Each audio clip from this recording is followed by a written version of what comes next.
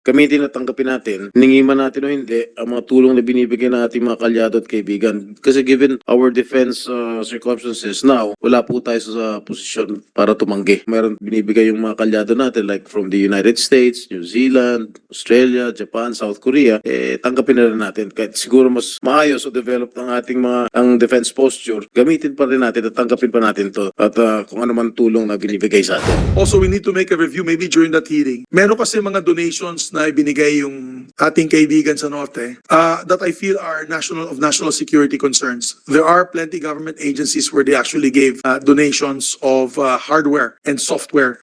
Alam ko, mahilig po sila mamigay ng laptop, ng mga Huawei na telepono at kung ano-ano pa mga computer systems. We are compromised. As far as I'm concerned, nakahack na tayo. And our personnel are ready to face such in any situation. A repetition of that incident, are we ready to face them? Yes, we are, sir. We are devising plans that I cannot divulge Of course. at this point, but we are prepared for any eventuality, sir. Okay, have you seen the BRP Sierra Madre? Yes, Your Honor. Do you have any plans of refurbishing it? Dahil itong Yes, Mr. Chairman, Your Honor. maraming salamat sa ating Pangulo ng Senado. Makadagdag lang po sundan ko lang po yung sinabi ng ating Senate President. Gamitin at tanggapin natin, hiningi man natin o hindi, ang mga tulong na binibigay ng ating mga kalyado at kaibigan. Kasi given our defense circumstances now, wala po tayo sa posisyon para tumanggi. No?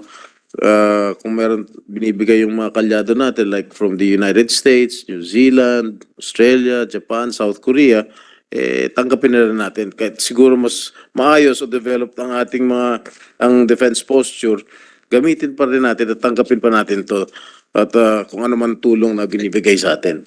Yes, Senate President. One last point, Your Honor. Alam mo, sa pagpulong po namin sa Australian Embassy nung isang araw, nakipag-dinner po kami kay Ambassador together with about 4 or 5 senators. May maganda siyang binanggit na legislation. Meron po silang tinatawag na Espionage and Foreign Interference Act. Napakaganda po ito, Your Honor. Maybe we can file a measure to this effect. Particularly on the Foreign Interference Act. Very strict po sila. For example, kung ang isang bansa na medyo hindi po o katunggali nila o kaaway po nila strategically ay nagfa-funding po ng mga or lobbying for opinion makers or even mouthpieces na inaatake po within their society, meron po silang tinatawag na Anti-Foreign Interference Act na batas. That is something that we should look into. I will present this to the committee very soon. And this is a law in Australia. Ang kagandahan po nito, Your Honor, alam mo, may I also just add for just 1 minute po. Ang ganda pala ang sistema ng ginangyari po sa Australia. Believe it or not, in 2016, nung bumoto po sila sa atin sa arbitral ruling of the PCA, nagalit po ang China sa kanila. Pinatawan po sila ng 220% taxes on their wine. Yan ang number 1 export nila, yung kanilang vino. Padala sa China. Ginawang 220% kagad. Lahat ng karne nila, ginawang 200% tax. Talagang gustong patayin ang import or export market ng China sa Australia papunta ng China. Ang ginawa po, ang kagandahan po nito, ang sabi po sa akin ng Ambassador HK, ang sabi po niya sa akin, and this is a food for thought, imbis po nag-away-away po ang mga Australiano, nagkaisa po sila. Nagkaisa po sila. At sabi po nila, yung business community daw, nagkaisa sa gobyerno at ang pakiusap ng gobyerno at ang business community, tulungan sila na magkaroon ng panibagong merkado para sa kanilang produkto. And because of that, they looked European Union, iba't ibang mga bansa, doon nila naibenta yung kanilang mga produkto. At lalong lumakas ang kanilang ekonomiya. Biro mo, pinarusahan sila para kampihan tayo. But that's how solid they were in their position. Until this day, because of that, kasi may mga bumabanat sa kanila internally, they had to come up with an Espionage and Foreign Interference Act, which also makes me want to push this forward, looking forward. Mr. Chairman, maybe we should have another hearing on, if possible. Yeah, for the information of the Yes. Senate President, I already filed the Senate Bill 2368, expanding and updating the espionage law. And Very it was Like referred Chairman. before this committee, and maybe we can start hearing this bill probably in a month's time. Mabuhay ka, Chairman. So we need to do that. I think also we need to make a review maybe during that hearing. Meron kasi mga donations na ibinigay yung ating kaibigan sa Norte that I feel are of national security concerns. There are plenty government agencies where they actually gave donations of hardware and software. I think we should make a review on that. Alam ko mahilig po sila mamigay ng laptop, ng mga Huawei na telepono at kung ano-ano pa mga computer systems.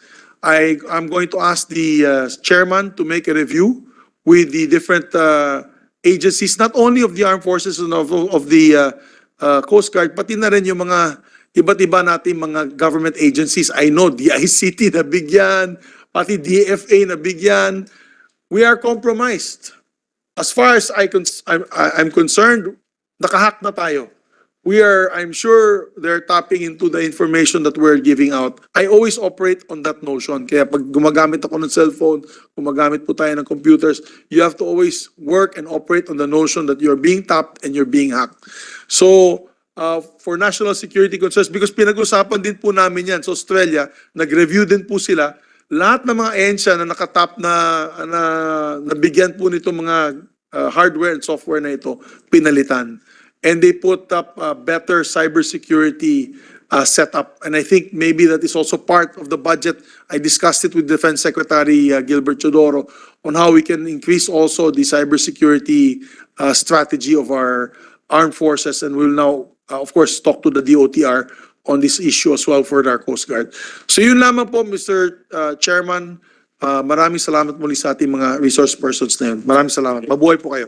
Thank you, Mr. Senate President. Before we suspend the hearing, I would like to ask some questions to the representative of the Department of Foreign Affairs. Deputy ASEC Hermoso, under Resolution number 79 adopted by the Senate, DFA is urged to pursue at least 4 courses of action. May this committee be updated as to the developments of the recommended action plan? What has been undertaken so far with regard to the resolution that the Senate adopted? Yes, Are there any positive results? thank you, Your Honor, for giving me the floor. Magandang umaga, sirs. Magandang umaga, Your Honor, Senate President.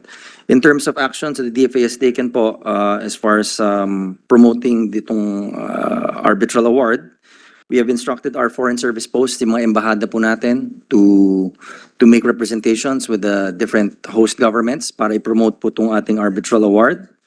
We're also promoting maritime domain awareness. So ito pong buwan na po na to, as you know, Your Honor, is MANAMO, the Maritime and Archipelagic National Awareness Month. So meron po kaming exhibit sa ating Department of Foreign Affairs and pinopromote nga po natin to. Of course, we also guard all negotiations of international instruments to protect the arbitral award and pinopromote po natin ang ating rules-based international order. Aside from this, we've also established a website called Not 1 Inch. And dito po pinopromote po natin yung as asked by the Honorable Senator Ontiveros, yung disinformation. Ito naman po itong website po natin, we provide the actual correct information in terms of the arbitral award and ating position po na rules-based and law-based po. Your Honor. Thank you very much, ASEC Hermoso. Is there really an item, Deputy ASEC? That's the first time I heard about it. Yes, sir. Before Are po you, it was... are you the deputy of an assistant secretary? Yes, sir. Ganun Yes, ba Your yan? Honor. Opo. Dati po executive director and then parang dinagdag po nila, deputy ASEC and executive director. Alright. Your Honor. Yes, sir. I'd just like to put on record also, malaking bagay yung mga binanggit ng ating Pangulo nun sa ASEAN meet. That's the first time that it was directly mentioned by a president on this issue on West Philippine Sea on interference of a major player or major superpower in our territory. Malaking bagay po yan, Chairman. And I want to thank the President also for putting that front and center na nakita mo yung body language ng ibang mga Southeast Asian leaders, medyo uncomfortable po sila.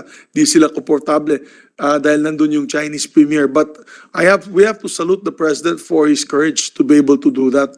Kasi kung yung ibang mga bansa, binabaliwala lang po nila, mabuti tayo ay nagbigay po ng magandang pahayag sa buong mundo sa ginawa ng ating Pangulo. So that's also food for thought. And from there, I believe the DFA, the strategies of the DFA will be surrounding the statement of the President, right? Supporting the statement of the President. Thank you, Mr. Chairman.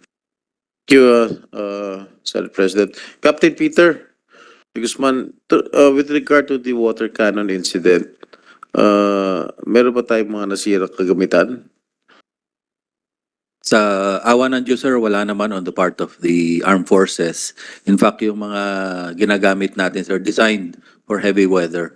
So, parang